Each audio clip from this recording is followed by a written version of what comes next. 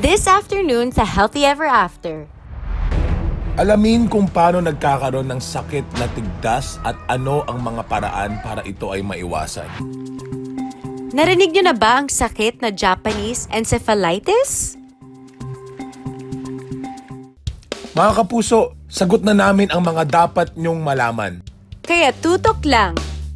Healthy afternoon mga kapuso! Welcome sa isa na namang informative episode tungkol sa usapang pampamilya at pangkalusugan. Ako po si Max Collins. Ako po si Pancho Magno. At laging tandaan, ang buong family mas happy kung Healthy Ever After, todo arangkadang serbisyo. May problema raw sa family. Laging worried kung paano maging healthy. Paano ba magiging happy? Relax ka lang, may paraan yan. Sagot na namin ang impormasyong maaasahan. Kapag malusog, may forever. Sa health and wellness, it's now or never. Para ang buong family, healthy ever after. Kalusugan man ni baby o ni mami, di rin pa iiwan sina ate, kuya, daddy. Pati wellness ng elderly, dito always ready. Huwag ma-stress, mga best, basta health ng family. Just say yes. Pag malusog, may forever. Sa health and wellness, it's now or never. Para ang buong family, healthy ever after. Healthy ever after. Welcome sa Healthy Ever After Quiz Show, kung saan ang papremyo mga kaalaman tungkol sa inyong kalusugan. Ang unang tanong, ano ang sakit na laganap ngayon sa Pilipinas? A. Influenza. B. Pneumonia. O C. Tuberculosis. Ang sagot, All of the above. Pero recently nakaka-alarma ang bilang ng mga nagkakaroon ng isa pang sakit, ang tigdas o measles. Sa huling tala ng Department of Health o DOH noong 2018, 17,298 ang mga batang nagkasakit ng tigdas. Higit sa 367% ang itinaas ng bilang na ito kumpara noong 2017. Isa ang tigdas sa mga sakit na lubhang nakakahawa. Ang tigdas ay nakakahawang sakit. Katulad ng sabi ko, ito ay nakukuha sa sinatawag nating droplet infection. So, ibig sabihin sa hangin. Ang isang taong may tigdas ay maaring makapag-infect, no? Ay maihawa ang tigdas na virus or measles virus sa pamamagitan ng pag-ubo, pagsinga, pagsasalita, at sa hangin, no? Itong virus ay pwedeng makapunta sa ibang tao at makahawa. Wala pa ring gamot sa tigdas, pero kadalasang tumatagal lang ito ng halos 2 linggo at gumagaling din. Ang importante lang ay mabantayan ng medical professionals ang pasyente para hindi lumala ang sakit.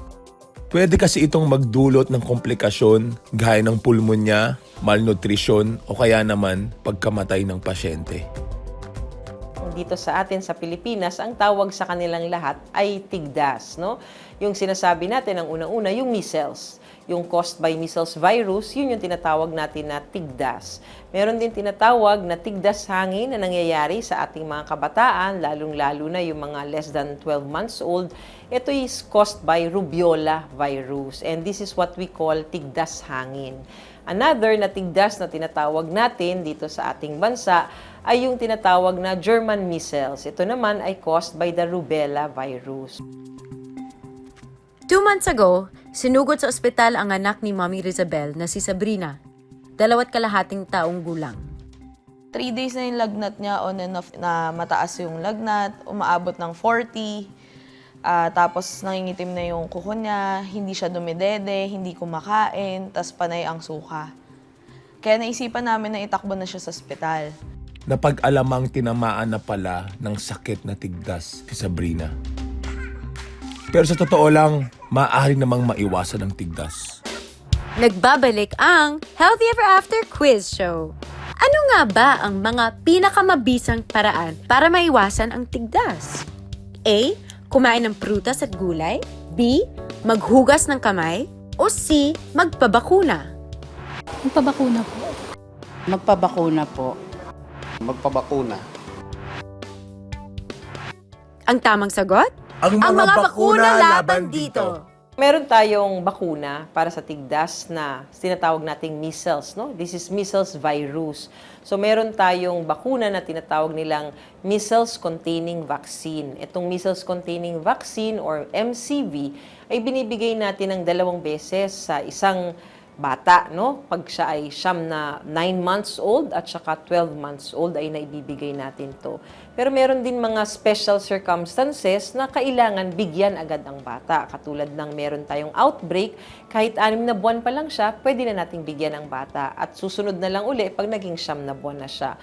Ang bakuna, katulad ng ibang bakuna na pinag-uusapan natin, immunization actually, ito pinapalakas niya ang resistensya ng ating katawan. Kasi binubuo niya yung mga tinatawag nating antibodies o yung mga panglaban natin sa sakit sa loob ng ating katawan. At hanggang sa dumating yung virus na yan, hindi na tayo tatalaban. Ang isa pang maganda, kapag maraming nagpapabakuna, naaabot natin yung tinatawag natin na herd immunity. Ang herd immunity, kapag sa isang komunidad, almost 95% nakapagpabakuna sa buong komunidad, yung 5% na hindi nakapagpabakuna, wala na yung probability, no, na mataas na probabilidad na magkakaroon din sila ng sakit dahil yung 95% ng komunidad mo ay nabakunahan na. Ang bakuna laban sa tigdas ay ang MMR o Measles, Mumps, Rubella na ibinibigay kapag 9 months old at 12 months old na ang sanggol. Ang tigdas na sakit, no, yung measles na sakit, ay maraming komplikasyon na maaring ibigay sa isang bata. Lalong-lalo na kung ang bata ay may kakulangan sa nutrisyon. Pwede silang magkaroon ng pagtatae, pwede silang magkaroon ng pulmonya, pwedeng nabubulag ang mga bata, pwedeng nagkakaroon ng meningitis or encephalitis. Kaya si Mommy Rizabel nanghihinayang na hindi nabigyan ng bakuna laban sa tigdas si Baby Sabrina. Masyado na po kami nakampante na hindi tatamaan ng sakit na ganun yung anak ko. Feeling namin healthy na siya kasi nagva-vitamins. Noong 9 months, hindi ko na siya napabakunahan kasi nabisi sa oras, nabisi sa trabaho kami parehong mag-asawa. Na-realize ko na hindi pala pwedeng binabaliwala yung pagbabakuna sa baby, lalo-lalo sa edad ng anak ko. Nakakapangsisi na hindi namin inasikaso, nilaanan ng oras yung pagbabakuna kasi muntik pang malagay sa alanganin yung buhay ng anak ko. Saan nga ba pwedeng makuha ang bakuna laban sa tigdas? At magkano ang kailangang gastusin para rito? Ang sagot, malalaman na sa pagbabalik ng Healthy Ever After. Healthy ever after. Healthy ever after. Nagbabalik na ang Healthy Ever After Quiz Show. Bonus question. Ayon sa diskusyon natin kanina, ano ang mga bakunang panlaban sa measles o tigdas? Letter A, polio vaccine. B, BCG. Or letter C, MMR. C? MMR? Ang tamang sagot, MMR o Measles, Mumps, Rubella. Si Mami Mary Grace, mukhang winner sa Healthy Ever After Quiz Show natin. Dahil tiniyak niyang kumpleto at on time ang bakuna laban sa tigdas ni Baby Cheska, 9 na buwang gulang. When it comes to immunization ng mga bata, sinusunod ko po talaga kung ano yung schedule nung nakalagay dun sa card na binibigay sa health center or sa hospital. Meron na din po akong konting kaalaman kasi din ako, student nurse din ako. Kaya parang ko din po yung sa vaccine. Inaano ko po talaga na makapagpabakuna yung mga anak ko. Sa kaso ni Mary Grace, may history raw kasi sa pamilya nila na tinablan ng sakit matapos hindi magpabakuna. Katulad po nung sa polio vaccine, pinaano ko po sila kasi may history na po kasi yung sa mother side ko na hindi nagpabakuna sa polio. Yun, nagka-polio din yung anak niya. Inaano ko po talaga na makapagpabaksin yung mga anak ko.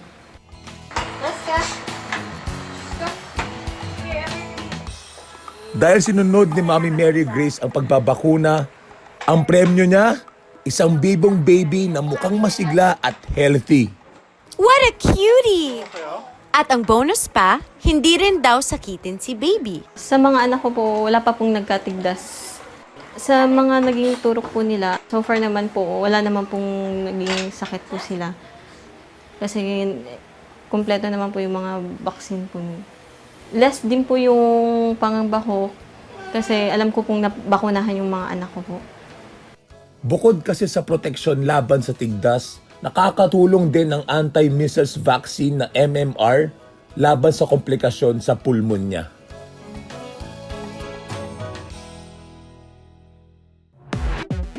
Narito na ang susunod na tanong para sa Healthy Ever After Quiz Show. Question number 1. Libre nga ba ang pagpapabakuna laban sa tigdas? Yes or no? Question number 2. Saan pwedeng makakuha ng bakuna laban sa tigdas? Health center, usually. Sa health center. O sa ospital. Ang mga tamang sagot, Yes. Libre ang bakuna laban sa tigdas sa piling hospitals at sa lahat ng health centers para sa mga batang 5 taong gulang pababa. Katulad ng sa lahat ng mga bakuna na binibigay ng Department of Health sa ating mga mamamayan, ito po ay libre at makukuha nila sa lahat po ng ating mga rural health units or barangay health stations. Meron ho tayong regular na supply ng ating mga bakuna sa lahat ng ating primary care health facilities and even sa mga outpatient department po ng ating mga ospital. ayun naman pala mga mommies! Kaya ano pang hinihintay natin? Magtanong na sa pinakamalapit na health center sa inyo. At narito na ang mga katanungan para sa final round ng ating quiz show. Saan nakukuha ang sakit na Japanese encephalitis? Ano ang mga sintomas nito? Alamin ang mga kasagutan sa pagbabalik ng Healthy Ever After. Healthy ever after. Healthy ever after. We're back mga kapuso! Narito na ang final round ng Healthy Ever After Quiz Show. Saan nakukuha ang sakit na Japanese encephalitis? Ang sagot? Nakukuha to sa kagat ng lamok na kasama sa Culex species. Sunod na tanong, ano naman ang mga sintomas ng Japanese encephalitis? Ang sagot, ilan sa mga sintomas nito ay ang mataas na lagnat, pagsusuka at pagkabalisa. Meron pang iba na malalaman natin maya-maya.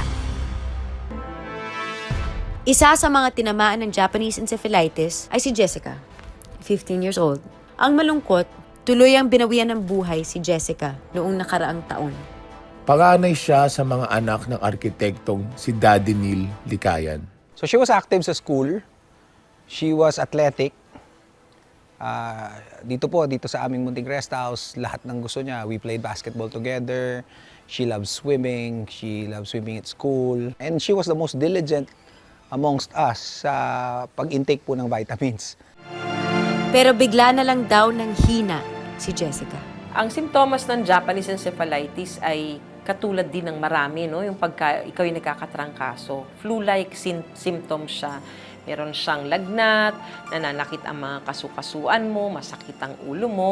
Sa mga bata, kadalasan, sumasakit ang kanilang tiyan. So ito yung mga simptomas, kaya most often than not, kadalasan, hindi maayos ang pagkakadiagnose o hindi natin nakikita agad na ito yung sakit na Japanese encephalitis kasi maari mo siyang ihalin tulad sa ibang sakit na parang mga trangkaso.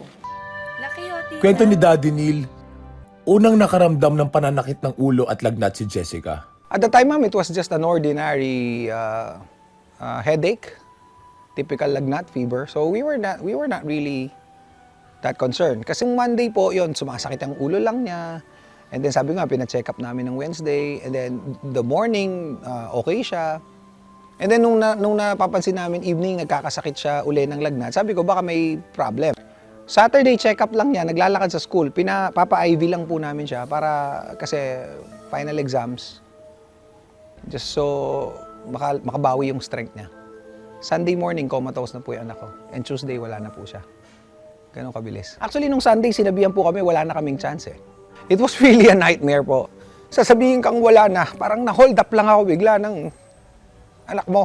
sinasabi that about 20% of those who has Japanese encephalitis ay namamatay, no? At ito, kung hindi ka man mamatay, meron ding porsyento ng mga taong nagkaka-Japanese encephalitis ay nagkakaroon ng pang-matagalang sequelae ang tawag o yung side effect na sinasabi. Maaring ikaw ay maging paralisado, maaring ikaw ay magkaroon ng brain damage because of Japanese encephalitis. Dahil sa nangyari sa anak, naging advocacy na ni Daddy Neil ang pagdamay sa mga magulang na dumaan din sa ganitong pagsubok. Nung alam ko pong hopeless na pong ng case namin ni kay Jessica and then nung nawala siya, ang pinangako ko sa sarili ko kung maaari makatulong kami. Pag may nalaman ako na yung similar case, masakit ma'am actually on our part kasi nare-relieve namin yung pain. Lalo na ikakwento yung kung paano yung pinagdaanan ng anak nila. Masakit. Kaya lang, tinatanggap po namin yung sakit kasi alam namin, in a way, nakakabawas po ng sakit yon sa magulang. Naitalang nagkaroon ng 354 cases ng Japanese encephalitis sa Pilipinas noong 2017. Dahil sa lumobong bilang ng mga nasawi dahil sa Japanese encephalitis sa bansa, ilulunsad ng DOH ang ilang programa tungkol dito. Mula pa noong 2012, nakikita na natin na mukhang nagiging endemic na ang Pilipinas sa Japanese encephalitis. Kapag sinabi nating endemic, ibig sabihin nananatili na dito ang virus ng Japanese encephalitis galing sa ating mga lamok na nakuha nila dun sa mga hayop na binanggit ko kanina katulad ng kabayo at ng baboy. Okay, mula noong 2015, nagkaroon tayo ng isang masusing pag-aaral na ginawa ng ating University of the Philippines na ipinakita mismo na meron talaga tayong endemic areas of Japanese encephalitis dito sa Pilipinas. At ito ang mga regions natin ng Region 1, Region 2, Region 3 at saka yung Cordillera Administrative Region natin. So mula nung nakuha natin ang ebidensya na ito, tayo ay nagkaroon ng pag-aaral at pagdidiskusyon dito sa DOH at napagkasunduan na tayo ay mag-uumpisa ng isang maliit na programa para sa pagbabakuna ng ating mga bata, 9 months old hanggang 5 years old. Sa darating na Marso, magkakaroon ang DOH ng regional vaccination programs para sa Japanese encephalitis prevention. This is a one-time event na programa namin sa ngayon for Japanese encephalitis kung saan ipagtutuloy natin ito sa Department of Health na maging kasama ng ating National Program for Immunization. To recap all our learnings for today, tandaan, walang gamot sa tigdas at Japanese encephalitis. Pero pwedeng maiwasan magkaroon nito sa pamamagitan ng bakuna. Para sa tigdas, siguraduhin mapabakunahan ang anak ng MMR vaccine kapag 9 months old at 12 months old na siya. Para sa Japanese encephalitis, pwedeng magpabakuna mula 9 months old hanggang 59 months old. At syempre, ang pinaka-winner sa lahat ay libre lang ang MMR vaccine sa lahat ng public health centers. Libre rin ang bakuna laban sa Japanese encephalitis sa selected regions sa bansa. Isa lang paalala galing sa Kagawaran ng Kalusugan.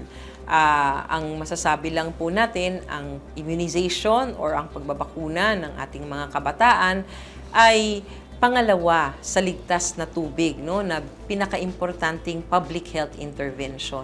This is proven not just here in the Philippines, but all over the world. Sana ang ating mga magulang ay magkaroon ng recognition o pagkakaalam na ang pagbabakuna ng kanilang mga anak ay napaka-importante upang maiwasan ang mga sakit sa ating mga kabataan at lumaki ang ating mga kabataan na healthy, malusog, at malusog ang isip, malusog ang katawan.